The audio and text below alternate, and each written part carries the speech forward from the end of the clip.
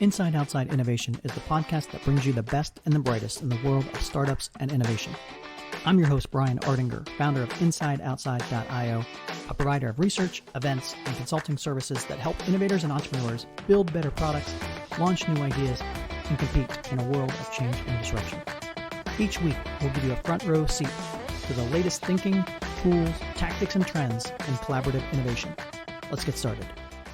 Welcome to another episode of Inside Outside Innovation. I'm your host, Brian Ardinger, and as always, we have another amazing guest.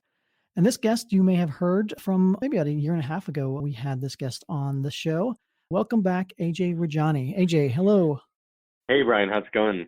Ajay, thank you very much for coming back on the show. Since we last spoke, folks may have heard of you when you were running an accelerator. You're an investor, you're an entrepreneur, came out to the first Inside Outside Innovation Summit back in 2017.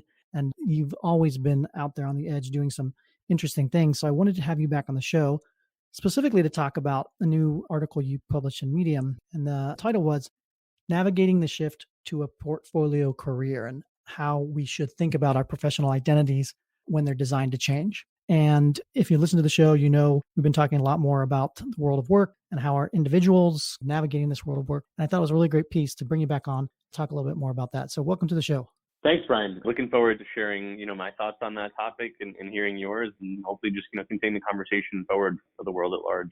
Let's bring our audience up to speed about where you've been in the last 6 months or so. You have a new company called Mural. Let's first talk a little bit about that.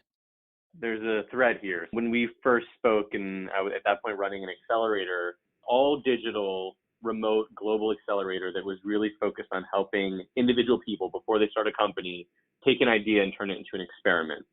And so, the real thesis behind Nexxt was the name of that accelerator, is that there's an emerging trend of experimentation amongst our young minds and anyone essentially with some capacity for knowledge work to run these experimental sprints. And in the process of doing that, we kind of started learning a bunch of interesting things about really how work was being done and how people were thinking about their careers. As part of that accelerator, we started building a lot of our own software that would help the people we work with, and we would work with an increasing number of people as the software grew, do a couple things. One was just launch ideas more quickly, and two is communicate better with the people they're working on those ideas with. And so those people would range from true co-founders to kind of like contractors and collaborators all the way to mentors. And what kept coming up, what we kept seeing is that everything that people are doing and sharing with each other is now in the cloud. It's in a Google Doc, it's in a Microsoft 365 doc, it's a deck that you're hosting on Dropbox or DocSend, whatever it might be. It's a video or podcast. All of this work is in the cloud, and we are each becoming increasingly more prolific as the software becomes more usable to us. Like, all of us are creating tons of work assets as we work on tons of new ideas, as we work on side projects, on full-time opportunities, as we're switching jobs more frequently. So there's just this massive proliferation of work assets, and they become really easy to share through the cloud. And so we thought about, what if we built a product that did two things for people? One, for folks who don't traditionally have portfolios, right? So traditionally you'd find a photographer or maybe a graphic designer would actively maintain a portfolio. We wanted to see that idea of a portfolio exist for everybody. So make it really easy for product managers, growth marketers, entrepreneurs, people who wear a bunch of different hats, to create portfolios of work just by linking out to all these different documents and assets they have in the cloud. And then two, because we've become so much more prolific, and because we all are kind of engaged in these portfolio careers, which obviously we're going to chat about, make it easy for you to curate different versions of yourself so that you're not just flooding each audience, each person you might work with, each job you're applying for, each client you're vying for a gig for, not flooding them with the whole kind of like river of all your work assets, but rather just like really curating the tributaries you want to focus on with them. So taking a couple pieces of work from this project, a couple pieces of work from this project to really go deep on your product management skills, for example, when you're applying for a product management gig, as opposed to the work assets and skills you want to feature when you're applying or vying for maybe a marketing or public speaking engagement, something along those lines. And so that's really the genesis of Mural, and it really did stem a lot from what I was doing with Nexxt earlier. It becoming more and more prevalent in a lot of different ways. I talk about it as the slash economy, and everybody has a slash after their name. So it's author, investor, podcast host, entrepreneur, whatever the case may be. And that seems to be more and more the trend that's happening. So let's take a step back first and talk about, like, how would you define a portfolio career? And I know people have thrown that term out into the ether. There's a little bit of misconceptions back and forth, but how would you define portfolio career? I think my definition from a portfolio career really stems from my personal experience and foray into it. And so for me, what it means is that you're emphasizing things like passion, curiosity, and self-actualization usually at the expense of security, and in many times your probability adjusted earnings, right? So you're taking what was typically or in, previously kind of this replicable trajectory of like, hey, I'm this type of person, I'm going to follow this type of path, and I'm going to get to this clear goal or end game in mind. You're displacing that idea of a career with something that's much more of a self-driven collection of projects, adventures, and discoveries. Both the path and the goal are not nearly as clear in a portfolio career as they are in maybe what you'd call a straight path career. But it's almost defined in that sense by what it isn't. Because it is not one of those things, it starts to take these characteristics of something that looks a lot more like a portfolio. And then often, to get out of the abstract, try to give a couple examples of the types of careers that might typically be described now as portfolios. One is a really obvious one. It's the example I just recited. It's my personal example, but you're someone who wears multiple hats. Right. You are sometimes a product manager, you are sometimes a growth marketer, and you do coaching, advising, teaching, investing on the side, right? That's a really typical example. Another one that I think is really common, but maybe it doesn't get the kind of portfolio treatment that it really should. And that's not like a value judgment. It's like, I think you'll do a better job at this career if you think about it as a portfolio, but you wear one hat. You're really good at maybe one, maybe two specific things. So you've got that one hat, but you do it in multiple contexts. And I think Right. this is a very common dynamic now. I'm full-time at Intel or IBM or wherever it might be, some big company, but I'm doing a bunch of consulting, advising, and increasingly coaching and teaching on the side as well. And so even though I'm applying the same skills, I'm applying them in very different ways in those different contexts. And so that's a portfolio career as well. The third one, which I really admire these people, I call them Jekyll and Hyde, but in a good way.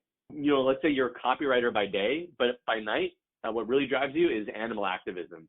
And so, you might just have these two superficially very dissociated skills or passions, but because you do them, you bring them together and you are kind of growing your portfolio. And then the last one is increasingly overlooked because it is a portfolio career just by definition. If you're building a literal portfolio, right? So if you are a VC investor, you are a portfolio careerist. If you are a full-time freelancer, even if you're doing one thing with one type of client, you are a portfolio careerist. And I like to think of all creative writers and journalists as well. You're inherently a portfolio careerist because the whole kind of essentially DNA of your career is a portfolio. Well, it seems like in the past, there have been some industries that are more portfolio driven, I suppose, whether it's, acting or like you said, artists or things along those lines. We're seeing it in more and more types of jobs in that. Why do you think this trend is increasing, and what gives individual the capability to put on these multiple hats or do these multiple things that maybe weren't present a decade ago or 2 decades ago? Yeah, that's a really good question. I think there are a lot of people who've written and thought about this even more deeply than I have.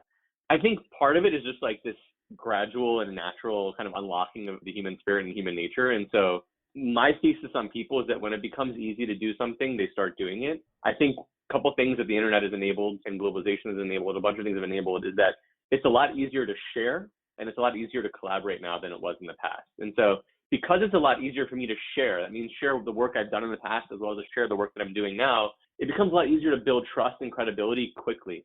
If you're looking to contract someone for a 4-week project, you don't really want to take time to get to know them over 4 weeks when the project itself can only last 4 weeks. So getting to a place where the internet makes it easy to share the work and the credibility and the evidence that I'm the right person for this gig unlocks these kind of like short-term gigs and this labor mobility that you haven't typically seen in knowledge work in the past, but you're starting to see now. And so I think that's one part of it. And the second part of it is easier to collaborate now as well. You just don't need to be in the same space as often.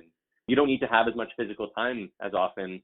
And I think you don't need to be as concerned about people's intent and people's reliability because there's all this software that can regulate who can have access to what information, what email addresses have permissions to view which domains and which styles of information as well. That because a lot of that can be automated now, collaboration across countries, across companies, across teams has become a lot easier. And so I think that's been the second big thing. And the third one, which I didn't foreshadow, but it's become easier to learn, right? So with boot camps, with MOOCs, with access to information, education kind of like increasing, especially in this continuing education format after your typical higher learning format, it just becomes easier for people to add new skills and evolve their career over time, evolve their skills over time. Well, it actually goes beyond that from the standpoint of not only can you learn new skills, but you can actually have the technology tools to actually implement those things that you may not have had in the past. That's exactly. Yeah. Yeah, even in the fact that the tool that you're building with Mural provides the layperson, so to speak, to be able to communicate or act differently or create new things that wouldn't previously be possible without technology. That's absolutely right. And so creating a mural is as easy as copying and pasting URLs and ordering them and telling the right story with them and curating them into different collections. So it involves very little technical know-how, even far less than something like a Squarespace or WordPress. So can you give me maybe some examples of some people, either professional that are well-known or whatever, that may be embracing this portfolio career and doing it really well? I think a big trend we're seeing is that knowledge work, right? If you think about a knowledge worker, whether it's someone who's a copywriter, someone who's a analyst, someone who's a growth marketer or a product manager, if you were to turn that person into a business, they would be a service business, right? I'm in the business of providing growth marketing services. I'm in the business of providing product management services to XYZ types of clients. But I think the real paradigm shift we're starting to see is that those people are becoming blended product and service businesses because they're really nailing down their methodology. How do they uniquely approach their work versus somebody else? What are the examples of that methodology being applied well?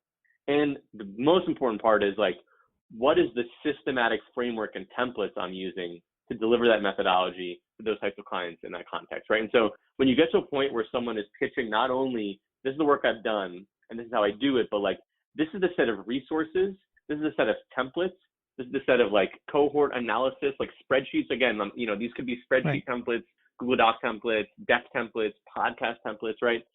Start to see, these individual knowledge workers or contributors start to really productize the service that they provide. I think that starts to unlock a couple things. One is that they win their individual clients, right? The entrepreneurial clients they're pursuing as consultants and freelancers, they win those clients a lot more quickly because that level of trust and credibility is a lot more firm and a level of fit to know that you're the right person for me. And I think the second thing you start to see is that they become product businesses themselves, right? They are the types of people who are going to start newsletters that people pay for to follow. They're the types of people who are going to roll out courses or make, their Airtable templates, their product spec templates, actual commercial items in the marketplace. And I think that's really been one of the biggest paradigm shifts that we've seen is typically service professionals productizing what they do, either as a top of the funnel, this is how I win your attention, you want to work with me, or B, that might become my business itself, is really marketing those products themselves. The final thing I want to talk about is, so we have a lot of people in our audience that are corporate innovators. Sometimes they have some slash hats, sometimes they don't, but they're increasingly getting pushed to do more different things that would more in effect become a portfolio career. In that, what are some ideas or tactics or things that you've seen well to help a person in that shoe become more of a portfolio type of person moving forward? Yeah, I really do think that's a great point. I think I really would imagine that there's tons of skills, know-how, experience, and real value that's locked there. And so to unlock it, I really recommend that people start curating examples of their best work. And so, I created Mural not because I wanted to create a software product, but because I thought this was the most important behavior to take someone who's not a portfolio careerist, let's call that, right now and get them there. Mm-hmm. We've had so many of our users, they work at Amazon, they work at Ogilvy, they work at these big quintessential, multinational corporations, and they think about themselves as that. And then they create a mural. So they choose 5 or 6 work assets that really demonstrate to somebody what they're good at, what they've done in the past, and what they want to do next, right? And once they have those set of work assets, they will start describing themselves as, I'm XYZ at Amazon or XYZ at Intel, but I also work with startups and nonprofits on XYZ. And just having that portfolio makes you capable, opens up that kind of conversation for you. And so I think that's a really important process for people to get to, because it helps them figure out, what am I really good at? What do I know I can do again? Right? What have I done in the past that I know I can replicate for the right client? Which ones do I feel the most confident in expressing that about, right? Which types of experiences and skills do I feel most confident in expressing through my work that I could do it again? And the fourth is what am I comfortable sharing versus not? And I think that's a big concern for a lot of folks who've been inside these silos is how much of this is okay to take outside of my company versus keep in? And so going through that process while you create your mural is really important. And we've also created a bunch of tools to make it easy to limit who can see what, right? Not just choosing which assets to highlight, but if there's this product spec you wrote that you only want to make available to one person for 1 week or 1 month, you can make that happen really easily on Mural. I suppose that's even more appropriate in those, I think you call them the Jekyll and Hyde type of scenario where maybe you have a core skill set in your professional life, so to speak, but have a lot of stuff that you bring to political side of things or something where you don't necessarily want to mix and match what you're doing at your day job, so to speak, and having the ability to tell those stories uniquely and give a person still a full picture of who you are is pretty important. That's exactly right. Excellent. Well, AJ, I appreciate you coming back on the show to talk a little bit more about this. It's a fascinating trend, fascinating topic, and I'm sure we'll talk about it more in the future. If somebody wants to find out more about yourself or Mural, what's the best way to do that? The URL is muralapp, muralapp.io, muralapp.io. All you have to do is, /Ajay Rajani, AJAYRAJANI, muralapp.io/Ajay Rajani to learn a ton about my work. I'm very transparent, and you'll also be able to contact me directly through there as well. AJ, I appreciate you being on the show. Thanks very much for being on Inside Outside Innovation, and look forward to talking to you again soon. Thanks, Brian. Take care. That's it for another episode of Inside Outside Innovation. If you want to learn more about our team, our content, our services, check out insideoutside.io or follow us on Twitter @the IO Podcast or @Ardinger. Until next time, go out and innovate.